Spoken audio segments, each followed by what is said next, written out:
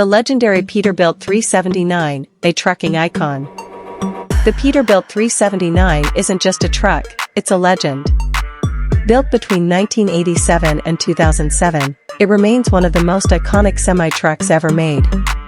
With its long-nose design, chrome accents, and powerful engine options, the 379 became the dream truck for owner-operators and long-haul truckers. Under the hood, you'd find legendary engines like the Cummins N14, Caterpillar 3406, or the Detroit Series 60, delivering insane torque and reliability. Paired with a 13 or 18-speed Eaton-Fuller transmission, this beast was built to haul heavy loads with ease. What made the 379 special wasn't just its power but also its customization potential.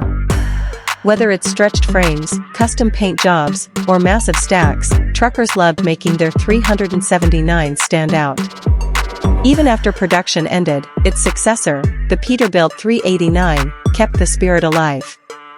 But for many, the 379 remains the ultimate classic American truck, a symbol of freedom on the open road. If you love big rigs, let us know in the comments. And don't forget to like, share, and subscribe to The Gear Shift for more awesome automotive content. This script should keep your audience engaged while giving solid information. Want any tweaks?